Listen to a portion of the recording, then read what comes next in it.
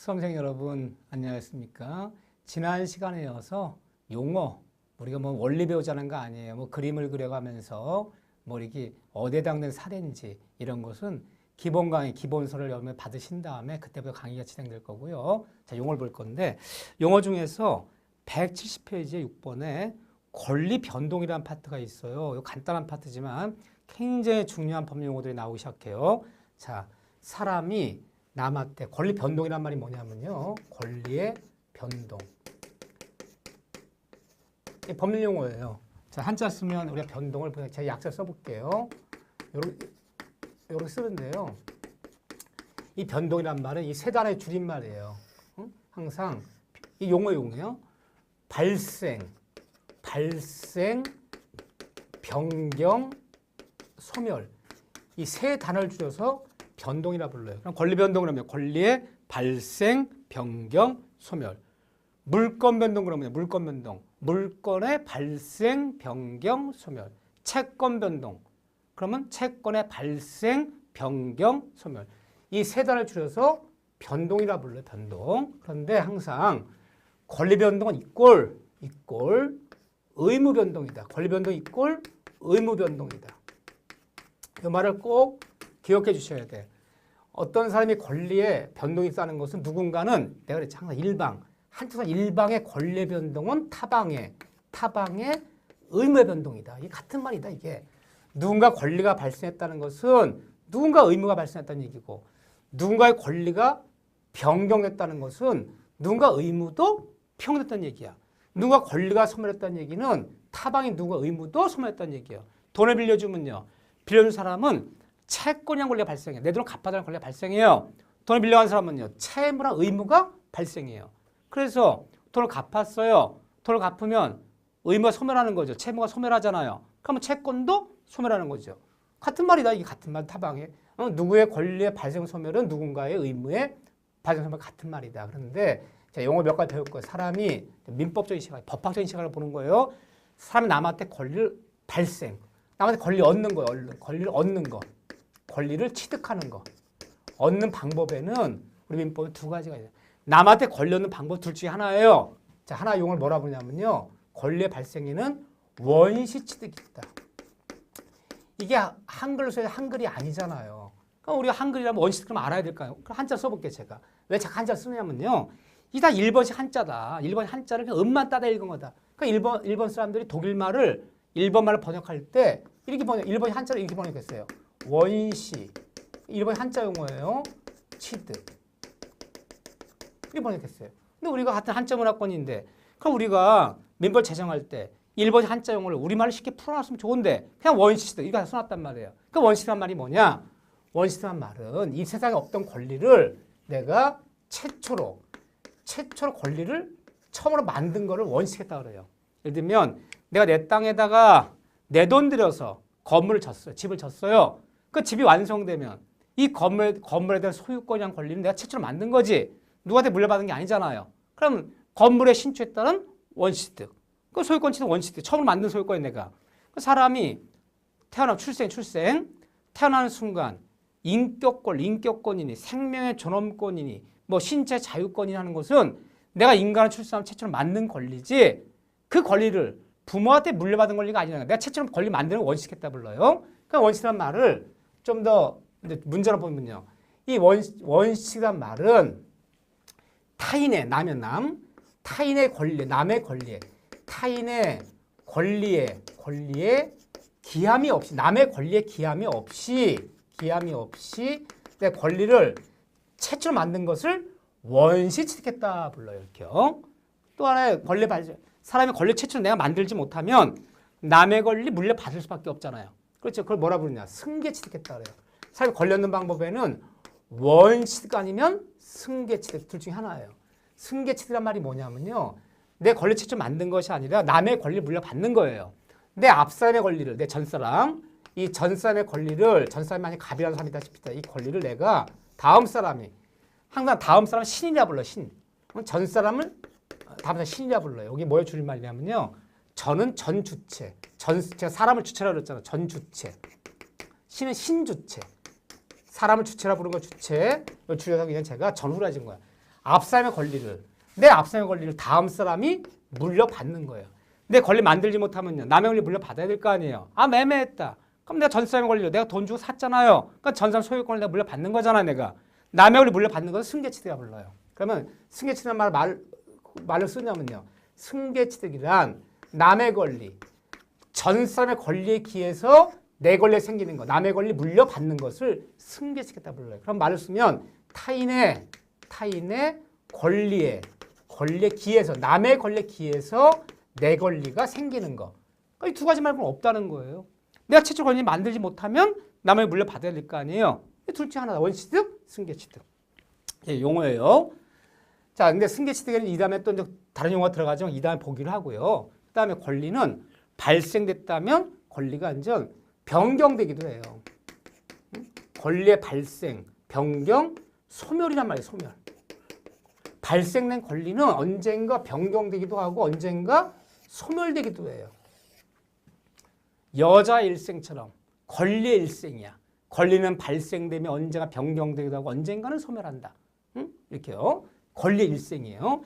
변경되기는 내가 보지 않을게요. 근데 이 다음에 이제 기본서 들어가면 다 이제 설명드리지만 일단 중요 용어들만.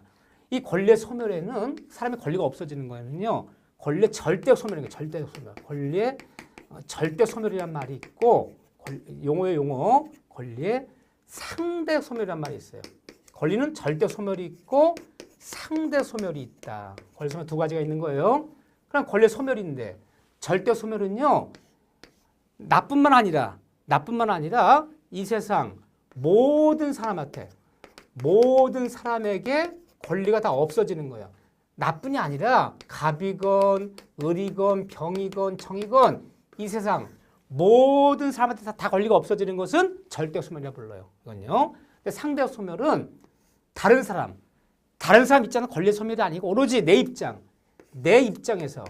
입장에서만 권리가 없어지는 걸 상대 소멸이라고 불러요. 예를 들면 목적물이 멸실돼 버리면 자 이런 집이 하나 있었어요.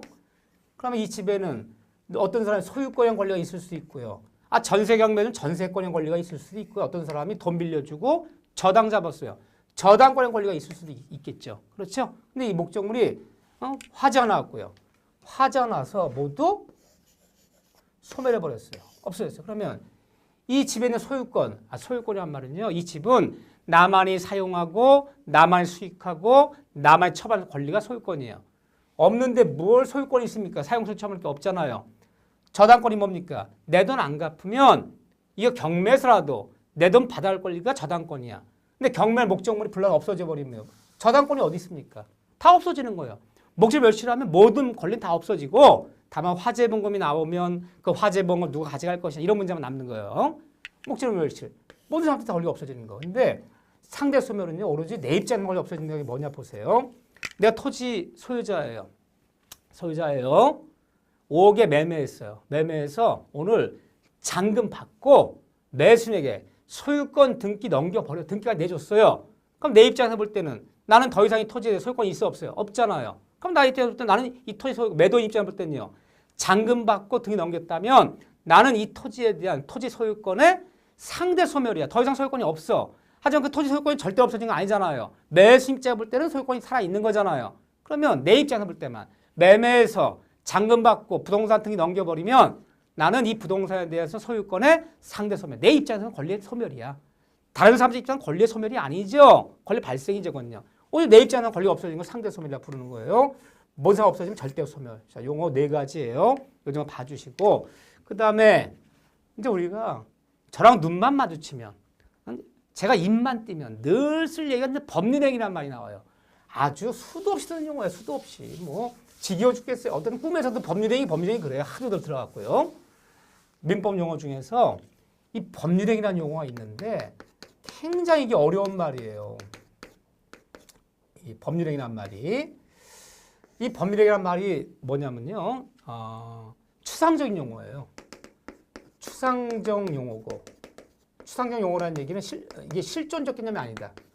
실존적 개념이 아니다. 무슨 말이냐면요. 원래 민법 법학에는 법률행위 용어가 없었어요. 있지 않은 용어예요. 있지 않은 용어를 억지로 만든 거예요. 왜? 우리가 약속한 거예요. 이걸 법률행위라 부르자. 우리가 컴퓨터 그 메일 같은 거 들어오기 전에 이런 거 없었잖아, 우리나라에. 이거 골뱅이라고 우리가 많이 부르잖아요. 근데 뭐 메일 보내고 그럴 때 사람들 골뱅이 그럼 다 알아듣잖아요. 이게 골뱅이에요? 그냥 약속이죠. 이게 골뱅이라 부르는 우리의 약속일 뿐이지 왜 골뱅이냐 그러면 할 말이 없잖아요. 이런 기호는 존재하지 않았었잖아요. 존재하지 않았는데 우리가 뭐 컴퓨터 메일 같은 거 보내고 뭐 인터넷이 되면서 요거를 기호를 넣자. 이걸 골뱅이라 부르죠. 우리나라 사람은 골뱅이라 부르지만요. 이게 중국 사람들은 돼지꼬리라 불러요. 어딘 또 어느 나라 사람은 다람쥐꼬리라 부르는 나라도 있어요. 한 약속일 뿐이에요. 법률행위라 부르자는 약속일 뿐이지 이게 뭐 실제 이런 것이 법학이 존재하는 게 아니다. 그냥 독일 법학이 뭐 이거 만들시게 그냥 이걸 법률행위라 부르자는 약속일 뿐이야 이게요. 그런데 민법이 어떤 학문이냐? 민법이 물론 제가 민법을 사람들의 재산 관계와 가족 관계를 규율한 법이다. 민법이란 사람과 물건 간의 관계, 사람과 사람과의 관계를 규율한 법이다. 이렇게 정의를 내렸어요. 근데 민법을 다른 걸 볼게요. 학문적으로 볼게요. 그럼 우리가 이제 학문적 정의나 내린 민법은 구체적으로 보면 사람의 행위, 뭔가 사람의 행위를 다루는 학문이에요. 행위, 학문적으로 보면 행위. 어떤 사람의 행위가 있어버리면, 어떤 행위가 있어버리면 뭔가 사람과 사람 사이에 걸림과 생겨버리고 뭔가 좀 법적인 다툼이 벌어질 수 있어요.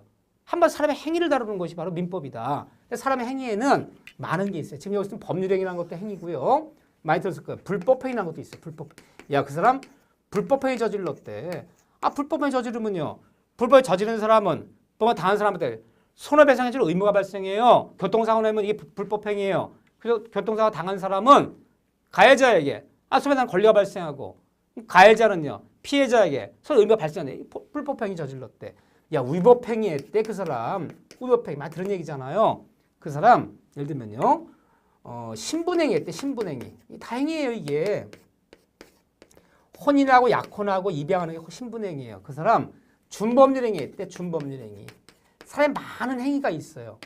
많은 행위가 있어요. 이게 민법적 용어예요. 근데 사람의 행위가 있어버리면 뭔가 민법이 개입해서 뭔가 사람과 사람 사이에 권리 의무를 만들어주고요. 뭔가 법이 개입을 해요. 완전요. 하는데 이 많은 행위 중에서 시험범위가 딱 하나예요. 이런 거는 시험범위가 아니에요. 이런 거 했을 때 어떤 민법 효과가 생기느냐 시험범위가 아니고 많은 행위 중에서 법률행위라는 거 하나. 요거만을 시험범위 삼은 거 우리가 요거를. 그러니까 법률행위만이 행위가 아니에요. 많은 행위가 있다. 많은 행위가 이루어지면 민법은 개입해서 뭔가 권리부 관계를 만들어주고 법이 개입해서 뭔가를 강제하고 뭔가를 하는 이런 관계 발생하는데 이 많은 행위 중에서 우리 시험범위는 모든 행위가 시험범위가 아니라 불법의 위법행위, 신분의 주문 시험범위가 아니고 이 중에 행위 중에서 법률행위 한 파트만을 시험범위 삼는다. 그런데 이 법률행위나 행위가 어떤 행위냐. 이 법률행위란 말은요. 참 말로 하기가 굉장히 어려워요. 법률행위는 어떤 당사자가 당사자가 내가 원했던 사람과 내가 원했던 사람과 내가 원했던 대로 우리가 의도했던 대로 원했던 대로 권리무 관계를 만들어가면 이게 법률행위에 따르는 거예요. 민법 법률 규정이 아니에요. 응? 교통사고 나면 가해자 피해자에게 네 의사와 관계없이 손해배상 해줘야 된다. 이건 법률행위가 아니에요. 법률행위는 내가 원했던 상황 원했던 대로 권리를 만들어가는 거. 이 법률행위에 가장 대표적인 뭐가 있냐면요. 이 법률행위에는 사람이 자유롭게 이게 자본주의 민법이에요. 자유롭게 국가 개입해서 누구랑 매매해라. 얼마 이상 받지 말아라. 얼마 이하 받지 말아라. 물건은 2개 이상 사지 말아라. 이게 법이 개입해서 강제하지 않아요. 네가 자유로운 네가 원했던 사람과 원했던 대로 네가 원하는 대로 계약 맺어서 원했던 대로 효과 받아가라. 이게 자본주의 민법의 원칙이잖아요. 그럼 많은 행위 중에서 이게 제일 중요하다는 거예요. 이 법률행위 가장 대표적인 뭐냐면요. 여러분들 앞으로 법률행위 그러면 좀 계약 맺는 거, 남과 계약 맺는 거. 이 계약이 가장 대표적인 법률행위다. 그래서 당분간 여러분들 법률행위 그러면 매매 계약을 맺건, 임대 계약을 맺건, 돈 빌려주는 계약을 맺건, 고용 계약을 맺건, 남한테 계약 맺는 게 가장 대표적인 법률행위다. 그러면 이 법률행위는 내가 원했던 사람은 원했던 대로 하는 거야. 자, 이걸 다른 말 뭐라 부르냐면요. 우리 민법에서는 법률행위 자유의 원칙이다 이렇게 불러요. 자유의 원칙이다. 우리 민법 대원칙이에요. 어떤 사람과 네가 법률행위 할 건지 말 건지, 어떤 방법을 할 건지, 응? 어떤 내용을 할 건지 다 너희 자유 맡기겠다. 응? 민법이 개입하지 않겠다. 우리 자본주의 사회잖아요. 법이 개입하지 않겠다. 그 말을 바꾸면요. 법의 자유 원칙 다른 말로 계약 자유의 원칙. 굉장히 중요한 원칙. 이 민법에 흐르는 대원칙이에요. 이게 민법의 기본 원리, 기본 이념, 이 기본 원리예요. 그러면 다른 말을 볼게요. 그럼 보세요. 이게 법률행위라 부르는 건데 네가 원했던 사람과 원했던 대로 걸명을 만들어 가. 응? 그 과정에서 분쟁이 벌어지면 우리가 도와줄게. 우린 개입하지 않을 거 원칙적으로. 그럼 계약 자유 원칙을 우리가 뭐라면요. 자 보세요. 계약 체결 여부의 자유. 계약 체결 여부의 자유. 이게 법의 자유 원칙의 내용이 이게. 누구랑 계약을 맺을 것이 말 것인진 국가 강제하지 않아요. 다 니들 자유에 맡기는 거야. 네가 원했던 사람 원했던 대로 계약 맺고 원했던 대로 효과 받아가라는 거예요. 계약 체결 여부의 자유. 자유의 원칙. 두 번째 상대방 선택의 자유. 어떤 상대방과 계약 맺을 것인지는 국가 강제하잖아요. 선택의 자유. 내용 결정의 자유. 계약. 어떤 내용을 맺을 것인지. 잔금을 2달 뒤에 치를 건지 3달 뒤에 치를 건지 1억을 받을 건지 3억을 받을 건지 다 너도 자유 맡긴다. 우리 개입하지 않는다. 계약, 내용 결정의 자유. 그다음에 방식의 자유. 어떤 방식으로 계약 맺을 것인지 다 자유 맡긴다. 구두로 계약 맺을 건지 전화로 맺을 것인지 계약서를 서면 작성할 건지 공증받을 건지 다 방식 뒤에 자유 맡기겠다. 이걸 통해서 자본주의가 비약적으로 발전한 거예요. 그래서 이런 걸 다 뭐라 부른다? 여러분들 법률행위 그러면 계약 자유 원칙, 법률 자유 원칙 이 자유 다 맡기겠다. 법률행위란 말은 법률 규정에 따라서 획일적으로 누구한테 효과를 주는 것이 아니라 네가 원했던 사람과 원했던 대로 권리물을 만들어가라. 그럼 무엇을 원했는지 이 사람이 다른 사람과 어떤 권리물을 원했는지 원했던 사람과 원했던 대로 효과를 받아가는 게 법률행위인데 뭘 원했는지를 알려면요. 모든 법률행위 반드시 뭐가 있어야 되냐. 그러면 모든 법률행위, 모든 계약에는 반드시 의사표시라는 게 있어야 되는 거예요. 의사표시. 용어 어렵죠? 일본의 한자 용어 의사표시. 이 의사표시가 있어야 이 법률행위가 성립이 돼요. 의사표시는 법률 성립이 안 돼요. 의사표시가 있어야지 무엇을 원했는지 뭐 의혹했는지 알 수가 있잖아요. 의사표시 말이 뭐냐? 아무튼 같은 말이야. 법률의 자유원칙, 계약 자유원칙 같은 말인데 보세요. 의사표시 말이 나오는데 모든 법률행위에 뭐가 있어야 된다? 의사표시가 된다. 근데 의사표시는 용어도 참 어려운 용어예요. 자, 의사표시는 한자 써볼게요. 제가. 이게 단일어가 아니야. 합성어야. 합성어. 두 단어 합쳐진 말이에요. 의사 플러스 표시란 단어가 합쳐진 용어예요. 이게 합성어라 부르는 거죠. 의사는 내 마음속에 있는 의사 한번 적을게요. 의사는 자 한자를 안 적을게요. 그냥. 의사는 내 마음속에 있는 내 진심이야. 진심. 내일 계약을 맺어야지. 내일 물건 사야지. 사지 말아야지. 내 마음속에 내 진심이야. 내 마음. 표시는요. 내 마음을. 이 표시는 표시 행위의 줄임말이에요. 표시 행위. 내 마음을 남한테 나타내는 거. 내 마음 어떻게 나타나요? 문자로 나타냈어요. 만나서 산다 도장 찍었어요. 의사표시 한 거죠. 만나서 구두로 얘기했어요. 산다 내가 살게. 1억 살게. 구두로 얘기했어요. 뭐 한 거예요? 의사표시 한 거죠. 그렇죠? 그렇잖아요. 산다라 손을 들었어요. 거동으로. 오케이. 사실 분 손 드세요. 1억에. 번쩍 들었어요. 거동. 그럼 보세요. 표시가 뭐예요? 내 마음을 남들이 알아볼 수 있는 문자 언어로 나타내는 거. 그럼 뭐 했다라는 거예요? 의사표시 했다는 거야 이게. 응? 그럼 산다는 마음을 가지고 사겠다 도장 찍는 거. 사겠다는 마음을 가지고 산다라고 입으로 얘기한 거. 뭐 한 거예요? 의사표시 한 거죠. 그래서 내 마음을 남들이 알아보고 겉으로 드러내는 거. 모든 법률행위에는 모든 계약은 반드시 뭐가 있어야 된다? 의사표시가 있어야 돼. 의사표시가 없는 법률이 있을 수가 없겠죠. 이게 없이 뭘 원했는지 알 수가 없잖아요. 응? 일단 이렇게만 봐두세요. 근데 이 용어는 너무너무 어려운 용어예요. 여러분들 시험 보러 가는 그날까지 법률행위를 하면 개념이 막연해. 굉장히 잡힐 듯 말 듯 굉장히 어렵고 추상적인 용어예요. 저조차도 어려운 용어예요. 그렇지만 어쨌든 법률행위는 의사표시 있어야 된다. 법률의 자유원칙. 응? 내 원하는 사람 원했던 대로 법률행위 해라. 다른 말로 법률행위란 말을 계약으로 바꾸자. 용어를. 자, 이렇게만 살짝 이해를 해 주셔요. 이렇게요. 자, 그런 다음에 거기 보면 이제 목적이라는 파트가 있는데 용어만 가르칠게요. 용어만. 이 다음에 이제 기본 강의 들어가면 그림 그려서 이 원리를 끼는데 지금은 용어만 가르칠게요. 자, 이제 우리가 이제 법률행위, 남과 계약을 맺어요. 남과 계약을 맺을 때는 남과 법률행위 보세요. 이 법률행위라는 것이 이루어지려면 성립. 쉽게 해서 계약이 성립되려면 이게 성립된 계약이냐, 성립이 안 된 계약이냐, 체결된 계약이냐, 체결이 안 된 계약이냐. 그 다른 말로 법령이 성립한 거냐, 성립 반대말이 뭐예요? 불성립. 성립이냐, 불성립. 법령 불성립에 따르면요, 계약이 체결도 안 됐다. 계약 성립도 안 됐다는 얘기고요. 법에 성립됐다. 계약이 체결돼서 성립됐다는 뜻이에요. 그런데 모든 법률행위가 성립하려면 자, 여기 없지만 꼭 세 가지가 있어야 돼요. 이 세 가지 없이는 절대 법률행위가 계약이 성립할 수가 없어요. 민법에서는 모든 법률행위에는 모든 계약에는 사람을 당사자 불러요. 사람이 당사자. 사람이 있어야지만이 계약이 성립되는 거예요. 계약서에 1억에 사고 팔기로 한다. 누가?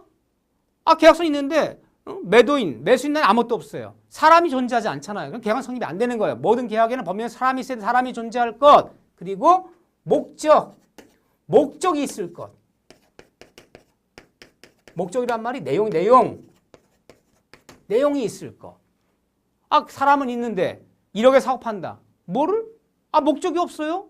땅을 1억에 사고 파는 건지, 집을 1억에 사고 파는 건지, 기계를 1억에 사고 파는 건지.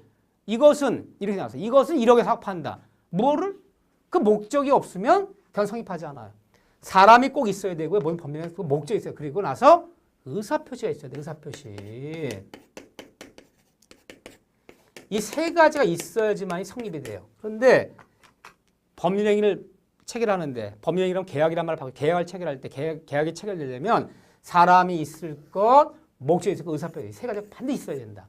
자, 보세요. 이 계약이 체결된 건지 안 된 건지 보세요. 너와 내가 너에게, 내가 너에게, 갑이 을에게, 너에게 이 카메라 1억 나가는 카메라 한 대를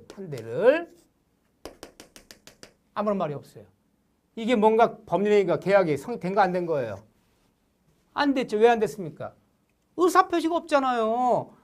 갑이 을한테 1억짜리 카메라 한 대를 보여주겠다는 건지, 빌려주겠다는 건지, 팔겠다는 건지 의사표시가 없잖아요. 그럼 이거 법률에 성립이 안 된 거야.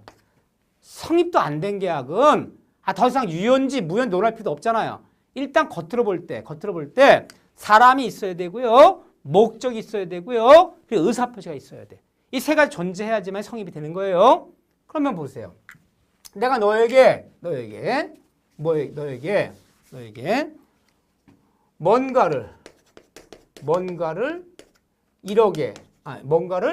1억에 팔겠다. 1억에 팔겠다. 의사표시 있어요? 사람이 있어요? 뭐가 없어요? 목적이 없잖아요. 목적이 뭔가 뭐예요? 종이 한 장이에요? 책상 하나에 볼펜 한 장입니까? 이게 성립도 안 된 계약이에요. 일단 성립이 돼야지만이 유연지 무연지 뭔가 법적 의미가 부여돼서 효력이 어떻고 논하러 가는 거지. 체결도 안 된 계약, 성립도 법률에 불성립한 건 더 이상 논할 필요가 없는 아무런 법적 의미가 없는 거예요. 일단 모든 법률행위는 이 다음에 민법할 때 사람이 있어야 되고요. 목적이 존재되고요. 그리고 의사표시 있어야 돼. 이 세 가지 존재하지 않고 절대 성립이 안 된다. 그럼 일단 성립, 불성립 성립됐어요. 됐다면 이 유연지 무연지를 따져야 돼. 겉으로 볼 때 제가 볼게요. 제가 모든 사람들한테 여기 계신 모든 분들한테 예를 들면 카메라 한 대씩 무상으로 드리겠습니다라고 얘기했어요. 라고 얘기를 했어요. 그러면 사람 있나요? 제가 여러분들한테 모든 사람한테 목적 카메라 한 대씩을 무상으로 드리겠다. 이거 증여한다라는 거 증여. 의사표시 있지요. 목적이 있지요. 그다음에 사람이 있죠. 그래서 성립은 된 거예요. 다만 성립된 이것이 일단 성립이 됐어요. 이 다음에 이제 기본서 강의 들어가면 자세히 가르칠 거예요. 성립됐다면 이 계약이 성립됐다고 해서 다 유효하다는 게 아니라 성립된 계약이 이제 성립도 안 돼 불성립했다. 계약으로 체결이 안 됐다. 불성립됐다. 성립도 안 된 거예요. 계약은 아무런 법적 의미가 없는 거야. 계약이 체결도 안 된 걸 가지고 뭐 유효인지 무효인지 뭐 효력이 뭔지 논할 필요 없잖아. 일단 성립이 됐어요. 성립이 돼야 돼. 겉으로 볼 때 사람이 있어야 되고요. 목적이 있어야 되고요. 의사표 있어야 돼. 셋 다 존재하더라. 그러니까 성립된 거지. 이 계약이 이제 성립이 됐다면 여기서 만약에 불성립됐다면요. 성립도 안 된 계약 더 이상 논할 필요가 아무 의미가 없는 잠꼬대에 불과한 거고 성립된 계약이 과연 유효냐 이게 유효 효력이 있는 거냐 유효 효력이 있다 무효냐 무효 효력이 없다 무효인 계약이냐 유효인 계약이냐 유효하다는 것은 성립한 계약이 내가 원했던 사람한테 원했던 데 효과가 발생 안 된 얘기고 무효라는 얘기는요 계약이 체결은 되었지만 효력이 없다는 뜻이에요. 아무런 효력이 발생이 안 된다는 뜻이에요. 유효인지 무효인지를 또 논하러 가야 되는 거예요. 그러면 이 성립한 계약 유효하려면 이 당사자 시험 범위가 아니에요. 당사 이 다음에 가르치지만요. 시험 범위 아니에요. 여기부터 시험 범위가 들어가는데 그 성립한 계약이 유효하려면 효력이 있으려면요. 네 가지를 갖춰야 돼요. 네 가지를. 자, 요거 한번 보자고요. 그 성립 모든 계약이 유효하다는 얘기가 아니에요. 이 성립한 계약 유효하려면 효력이 있으려면 그 성립한 계약 그 계약 내용이 확정돼야 돼. 확정돼야 되고요. 그리고 가능해야 돼. 가능. 그리고 적법해야 돼. 법에 어긋나면 안 돼. 적법. 그리고 사회적 타당성이라 불러요. 사회적 타당성이 있어야 돼. 네 가지를 따져야 돼. 이 네 가지를 따져봤더니 확정되고 가능하고 적법하고 사회적 타당성이 있다면 이 네 가지 모두 갖췄어요. 갖췄다면 이 성립 계약은 유효한 거예요. 효력이 있어요. 근데 성립이 됐는데 확정에 반대 말이 불확정이에요. 불확정. 그 목적이 내용이 그 계약 내용이 그 내용이 확정하고 불확정하다면 이 계약 성립했더라도 이건 무효가 돼. 무효. 이 계약은 효력이 없어요. 자 보세요. 제가 뭔가를 1억에 팔겠다. 뭔가 확정이 안 되잖아요. 그 뭔가가 뭐 토지 200평이라든가 건물 한 채라든가 기계 한 대라든가 이게 확정이 돼야지 그 계약 유효한 거지. 겉으로 볼 때는 사람 있고 목적이 의사표 있지만 그 목적이 확정이 안 된다면 그 계약은 뭐가 된다? 무효가 된다. 일단 계약 내용이 확정돼야지 유효해요. 확정됐어요. 그렇다면 그것이 가능한 건지 가능에 반대말은 불능이라 불러요. 불가능할 수 있냐. 법학에서는 가능에 반대말이 불가능이 아니라 불능 그래요. 불가능을 가짜 빼고요. 이 불능이라 불러. 그 목적이 불능하다면 이 성립한 계약이 가능하지 않고 불능하다면 그 계약은 성립했더라도 무효가 된다는 거예요. 무효가. 그럼 보세요. 태평에 빠뜨린 바늘 하나를 건져오면 1억 원을 주겠다라고 계약 맺었어요. 태평에 빠진 바늘 하나를 건지는 것이 사회 통념에 비춰볼 때 불가능하잖아요. 그 계약은 무효의 효력이 없어요. 한강에 빠진 동전 하나를 건지는 계약. 그거 사회 통념이라는 말이 뭐냐면요. 사회 통념에 비춰볼 때 이 말이 가만히 있어요. 민법 배울 때 사회 통념. 자, 일본식 한자어는 사회 통념은 건전한 일반인의 상식에 비춰볼 때 이 사회 통념은 물리적인 걸 따지는 거 아니야. 태평양 빠뜨린 동전 하나, 한강에 빠진 동전 하나, 작년 해운대에서 잃어버린 목걸이 물리적으로 과학적으로는 찾을 수 있는 가능성이 있어요. 그렇지만 일반인의 상식에 비춰볼 때 야, 한강에 빠진 동전을 어떻게 건지니? 태평양 빠진 바늘을 어떻게 건지니? 상식에 비춰볼 때 불가능하잖아요. 불능이 되는 거야. 즉 가능하다, 불능하다는 얘기는 과학적, 물리적 기준이 아니라 건전한 일반 상식에 비춰볼 때 야, 그게 어떻게 가능한 일은 불능이 되는 거예요. 가능, 불능, 물리적 기준 삼는 게 아니에요. 사회 통념에 따라 결정한다. 앞으로 사회 통념을 많이 써요. 민법에 가장 많이 쓰는 거 이거예요. 판단 기준이 뭐냐? 사회 통념에 따라 상식에 따라 판단하는 것이다. 10명 사람한테 야, 한가지 동전 건질 수 있잖아. 이걸 어떻게 건져요? 불능되는 거예요. 가능이다, 불능 판단 기준은 물리적 기준이 아니라 사회 통념, 건전한 상식에 따른다. 사람들의 건전한 상식을 민법용어로 뭐라 부른다? 사회 통념이라 부른다. 이거에 따라 결정하는 거예요. 사회 통념에 비춰볼 때 불가능하다면 그 계약은 무효가 되는 거예요. 한가별 동전 하나 건지는 계약. 그렇죠? 가능하더라. 그렇다면 적법이냐? 법에 어긋나냐, 어긋나지 않느냐? 법에 어긋나면 위법이라 부르고 위법. 아무리 계약을 맺었지만 그 계약 내용이 위법하대요. 응? 위법하다면 그 법률 행위는 무효가 되는 거예요. 적법하더라. 마지막 단계 사회적 타당성이에요. 사회적 타당성이란 말이 굉장히 어려워요. 여기 정확한 시험범위 여기부터예요. 우리 시험범위 사실은 여기 사회적 타당성부터. 올해도 여기부터 나왔어요. 우리가 사회적 타당성을 103조라 불러요. 103조부터 시험범위예요. 우리 법적으로 따지면 민법 총칙은 법적으로 따지면 103조부터 이 103조부터 시험범위가 시작이 되는 거예요. 이 103조 이 다음에 굉장히 중요해요. 올해도 26회 시험에서도 여기서 두 문제 나왔어요. 사회적 타당성을 다른 말 뭐라 부르냐 이걸 봅시다. 그 계약 내용이 사회적 타당성이 있어야 된다 그래요. 사회적 타당성. 다른 말로 사회 질서에 해당하지 않아야 된다 그래요. 계약 내용이. 만약에 사회적 타당성이 없다. 반사회에 해당한다. 그래버리면 이 계약은 성립했더라도 유효하지 못하고 이게 무효가 돼버려요. 효력이 없어요. 그러면 103조 뭔데 그러냐. 이 법조문인데 유명한 법조문이에요. 이 103조가. 103조 법조문 간단해요. 103조 법조문 보면요. 어떤 사람이 맺은 계약이 그 법률행위가 우리가 살아가는 선량한 풍속 이 법조문이에요. 선량한 풍속 기타 사회 질서에 위반한 내용 사항 다른 말로 내용은 그 계약은 무효이다라고 규정돼 있어요. 이걸 반사회직에 해당된다 그래요. 또는 그냥 103조라고 불러요. 103조. 아주 유명한 법조문이다. 여러분들이 법조문이 너무 유명하면요. 그 법조문 자체가 고유명사가 돼. 103조 그러면 반사회 질서. 103조 위반이 아닐 거. 여기 해당되지 않을 거. 여기 해당돼 버리면 뭐가 돼? 무효가 돼. 그러면 잡아보세요. 우리가 한두 가지 예를 들어볼게요. 첩계약. 너 나랑 3년만 살아주면 아파트 하나 사줄게. 선량한 풍속에 어긋나잖아. 일부 일처제에 윤리의식이 어긋나잖아요. 도박계약. 여기 어긋나잖아요. 또는 네가 사람을 살해하면 내가 1억 원 줄게. 반사회적이잖아요.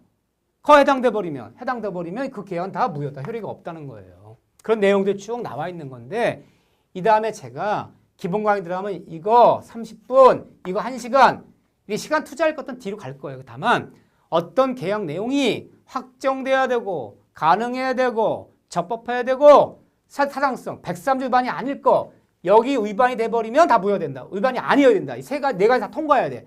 통과하면 그 계약은 유효하지만 걸리게 있더라. 그 목적이 불확정되더라. 한가변 동작 건지는 거 불능하더라. 위법하더라. 또는 103조 위반이더라. 우리가 사는 선량한 풍속 이게 윤리잖아. 윤리 반사회적이에요. 범죄를 저지르는 거, 사람을 살해하는 거. 예를 들면 뭐 첩계약, 1년에 반은 첩계약 맺는 거, 도박계약 맺는 거 이런 것들은 그 계약은 성립됐더라도 반사회 질서, 다른 말로 103조에 해당되기 때문에 그 103조 내용이 있어요. 이때는 다 뭐가 된다? 무효이다.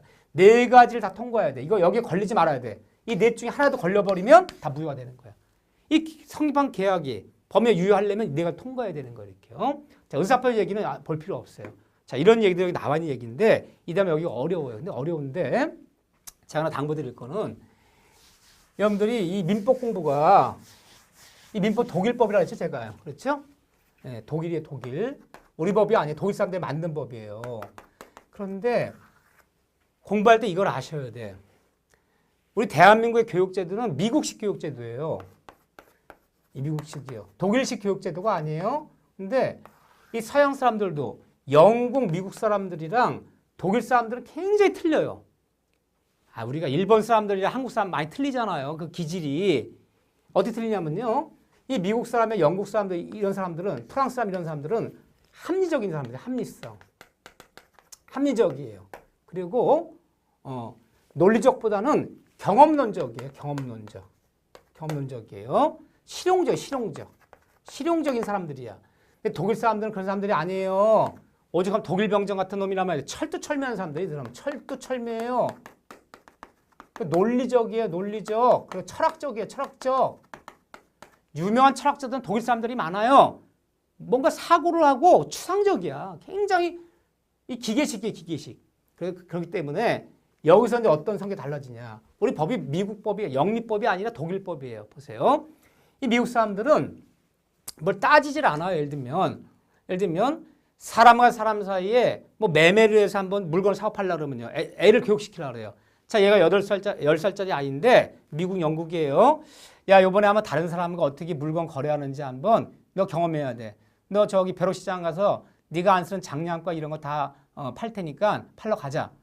그러면 그냥 들고 가요. 들고 가서 쭉 넣어놓고 너 얼마 팔고 싶니? 5달러. 근데 걔가 4달러면 사겠대요. 알았어. 4달러 사고 팔면요. 그냥 와. 이렇게 물건 사고 파는 거야. 서로 협의해가면서 아무도 문제가 안 돼요. 독일 사람들 그런 사람이 아니에요. 애를 교육시켜서 데리고 나가려면요. 매매를 한번 하려면요. 너 오늘부터 기억할 말이 있다. 이걸 기억하지 못하면 절대 매매를 안 나가요. 철두철미한 사람이기 때문에 미리 교육을 시켜요. 예를 들면 네가 내일 가서 중고 이 장갑 파는 건 매매라 부르는 건데 이때 파는 사람 매도인이라 부르고 사는 사람 매수인이라 부르고 판다는 말, 팔겠다는 말 청약이라 부르는 거야. 산다는 말을 승낙이라 부르는 거야. 너 뭐 용어 써봐. 청약, 승낙. 그리고 사마르크에 사고 팔기 합의가 되면 계약 성립됐다는 거야. 계약 성립되려면 사람이 있어야 되는 거야. 꼭 목적이 있어야 되는 거야. 의사표가 있어야 되는 거야. 그리고 계약이 맺어지면 권리무가 생기는 거야. 권리무.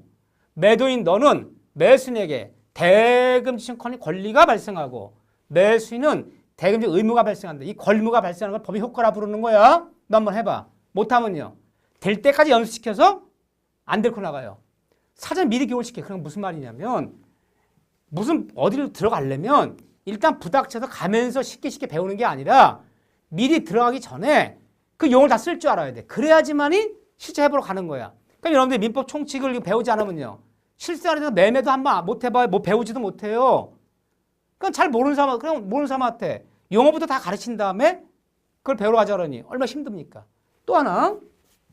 그러니까 굉장히 어려워요. 처음에 출발이. 그러니까 여러분 그렇잖아. 영어는 처음에 웃고 들어가서 울고 나간다라고요. 독일어는 울고 들어가서 웃고 나간다 그래요. 교육방식이 달라서 그래요. 이 미국식 이 교육 방식은 법 공부를 하는 거예요. 여러분들이 한 공부랑 다르다는 거예요. 지금까지. 여러분들이 중고등학교, 대학교 다닐 때 한 공부랑 이 민법, 법학 공부가 다르다는 얘기를 하는 거예요. 지금요. 우리는 이렇게 배웠어요. 자, 초등학교 때 쉽게 출발해요. 자, 만약에 초등학교 1학년의 교육 목표가 국어를 가르쳐서 국민 교육 헌장 정도를 읽을 줄 알고 쓸 줄 아는 거. 이게 1년 교육 목표를 칩니다. 국어에. 그럼 첫 시간에 어떻게 가르칩니까? 자음모음 가르쳐요. 이건 다 알고 들어오잖아요. 기역, 니은, 디귿, 니을, 맨날 이거예요. 아여, 우여요. 자음모음 가르쳐주고 이게 다 되면요. 이거 이렇게 해서 국이랑 읽는 거야. 이거 민이랑 읽는 거야. 이거 가르쳐요. 국민은 우리나라 사람이란 뜻이야. 하나씩 쉽게 가르쳐요. 처음에 쉽게 출발해갖고 하나씩 이렇게 당연히 올려가요. 이렇게요. 그래서 1학년 끝날 때쯤에 야 국민교육 헌장 한번 읽어봐. 받아쓰기 한번 해보자. 맨 마지막으로 갈수록 이제 완성이 되는 거예요. 이렇게요. 우리 이런 교육 방법을 택했단 말이에요. 초등학교 때 1차 방향 가르치고요. 그걸 기초로 중학교 때 2차 방향 가르치고요. 그걸 기초로 3차 방향 이렇게 앞에 게 기초가 돼서 맨 앞이 기초가 돼서 다음 걸 이렇게 밟아 올라간단 말이에요. 뭐든지. 근데 독일 사람은 안 그래요. 독일이 만약에 이걸 가르친다면요. 첫 시간에 국민교육헌장을 보여줘요. 국민교육헌장. 우리가 1년간 이걸 배울 거야. 이걸 배울 건데 일단 첫날 다 보여줘요. 나는 자랑스러운 대한민국에 태어나서 어쩌고 다 보여줘요. 애들 뜻도 모르죠. 이거 뭔 뜻인지 몰라도 일단 이거 내일까지 10번 읽고 와. 10번 해. 먼저 목표를 먼저 보여줘. 첫 시간이 이거야. 첫 시간이. 그럼 나 그 다음 시간부터 이 국을 어떻게 쓴 것이냐. 여기에 플러스 이거에 이게 도와줘서 국이라 있는 것이고 이 국민이란 말이 합쳐지면 우리나라 사람의 뜻이고 첫날 이걸 보여주고 이걸 풀어가는 과정을 뒤에 보여줘요. 그러니까 여러분들이 교과서 받으면요. 처음이 제일 쉬운 게 아니라 제일 어려운 거예요. 그 결론이야. 맨 첫 페이지 50페이지까지 그 민법책을 다 읽혀지면 다 끝난 거예요. 뒤에. 다 아는 거예요. 왜 결론을 먼저 보여주고 이런 결론 왜 도출되는 뒤에서 실제적인 걸 보여주는 거예요. 뒤로 갈수록. 그러니까 출발이 어려워요. 굳이 말하자면 우리는 항상 교육을 처음에 쉽게 출발해서 계단식으로 이렇게 이거 배우고 이렇게 올라가서 뒤로 갈수록 어려워지는 거죠. 맨 처음 쉽고 뒤로 갈수록 이제 어려워지는 거예요. 이렇게요. 이게 미국식 교육 방법이에요. 법학도 그래요. 미국 법학은. 그런데 우리는 그게 아니에요. 독일은요. 처음이 제일 어려워. 그럼 갈수록 쉬워져요. 갈수록. 첫날이 결론이니까 아무것도 모르는 사람한테 법률행위, 원시득, 승계취득, 뭐 확정 가능, 사적 타당성, 예를 들면요. 이런 걸 막 먼저 용어를 먼저 배우잖아요. 이 용어 어디에 쓰는지 모르잖아요. 근데 갈수록 이제 이 용어를 알면요. 점점 용어가 많아 알려지면 갈수록 쉬워져요. 이렇게. 그러니까 제가 하는 얘기가 연애 민법이 맨 처음이 가장 어렵다는 얘기예요. 굳이 말하자면 산이 4개가 있어요. 4개가. 민법 총칙, 물권법, 계약법, 민사특별법. 첫 산이 가장 높은 산이에요. 그러니까 처음에 등산을 시작하자마자 나 이제 민법 배우러 출발하자마자 고바위에 가장 큰 산을 넘어야 돼요. 너무너무 힘든 거 이거 올라가는 거. 여기서 포기하는 사람이 절반이야. 넘었으면 민법 총칙 넘었으면요. 그 다음 번은 작은 산이야. 이런 등산 코스가 있고 등산 가면 처음에는 완만하고 이렇게 지금 갈수록 이렇게 높아지는 게 있잖아요. 이런 등산 코스가 있는데 우리는 이 민법은 이거예요. 등산을 얘기하면. 맨 처음이 가장 어렵다. 누구도 여기 잘 이해 못한다. 그럴 때는 무조건 가야 돼. 일단 넘어서 여기까지 온 다음에 다시 가서 다시 와야 돼요. 2번 정도 왔다 갔다 하면 이게 좀 보여요. 여러분들 민법 총칙이 가장 어려운 부분이고 누구한테나 여러분뿐 아니라 법 바꾸면 모든 사람이 가장 어려운 게 민법 총칙이에요. 이해가 잘 되는 사람 없어요. 그래서 민법 총칙은 몰라도 막 가는 거예요. 이렇게 막 가야지 가장 어려운 산이다. 가장 큰 산이 총칙이고 두 번째가 물권이고 세 번째가 뒤로 갈수록 쉬워진다. 가장 어려운 산을 만난 거다. 맨 처음이 기초가 아니다. 가장 힘들고 가장 어려운 부분이다. 법률행위, 의사표 대리 굉장히 어려워요. 그래서 여러분들이 시험 공부하는 사람들은 누구나 10문제가 총칙에 나오는 10문제. 문제는 4분의 1 빼기 안 돼 비중은요. 그렇지만 공부를 하다 보면요. 민법 총칙 공부 절반 이상을 투자해야 돼요. 근데 그럴 필요는 없다는 거예요. 우리가 효율적으로 공부할 때는. 수단 제한 공부할 때는. 이 법학 학생이라면요. 아무리 어려워도 극복을 해야 될 거 아니에요. 그럼 민법 시간에 절반을 총칙에 잡아먹어야 돼. 그렇지만 10문제 중에 40문제 10문제 나오면요. 우리가 공부할 때는요.